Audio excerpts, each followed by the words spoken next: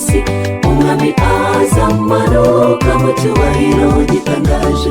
Imirimo yacu yose izerekana uwo munsi, hahirwa abitegura neza iby'uwo munsi.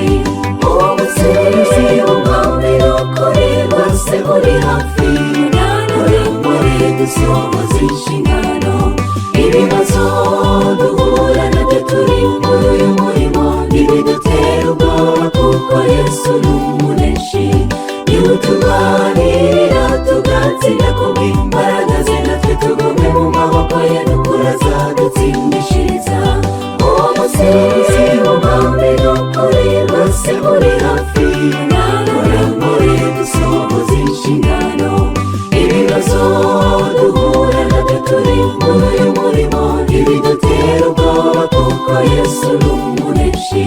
Niwe uturwanirira tugatsinda kubw'imbaraga ze, natwe tugume mu maboko ye n'ukuri azadutsindishiriza.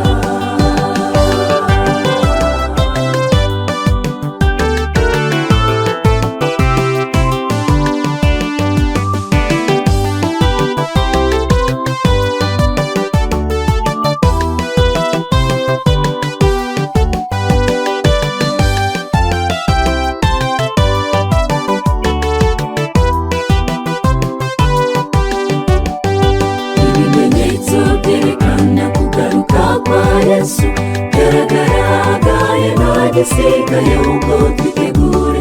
Ubwo hari abavuga ko inkuru ya Yesu ari ibihimbano, n'abakwirengagiza n'ukuntu bamusekaga. Uwo munsi w'umwami n'ukuri rwose uri hafi, muri dusohoza inshingano. Ibibazo duhura nabyo turi muri uyu murimo ntibidutera ubwoba, kuko Yesu ni umuneshi. Niwe uturwanirira tugatsinda kubw'imbaraga ze, natwe tugume mu maboko ye n'ukuri azadutsindishiriza.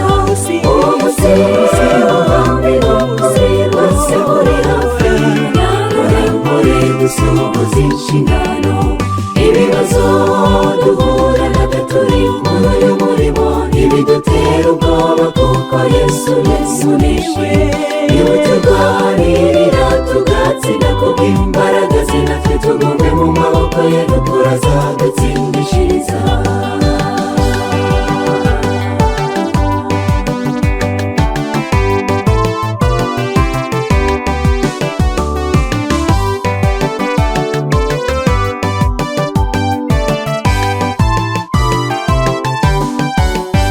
Haranira nshuti yanjye kugira imyiteguro ishyitse, uwo munsi utazagutungura mutarabimenye. Igihe dufite cyo kwitegura n'ubu ngubu nshuti, haranira kuzaba mu mubare w'abaneshi. Uwo munsi w'umwami n'ukuri rwose uri hafi, muri dusohoza inshingano. Ibibazo duhura nabyo turi muri uyu murimo ntibidutera ubwoba, kuko Yesu ni umuneshi. Niwe uturwanirira tugatsinda kubw'imbaraga ze, natwe tugume mu maboko ye n'ukuri azadutsindishiriza. Uwo munsi w'umwami n'ukuri rwose uri hafi, muri dusohoza inshingano. Ibibazo duhura nabyo turi muri uyu murimo ntibidutera ubwoba, kuko Yesu niwe.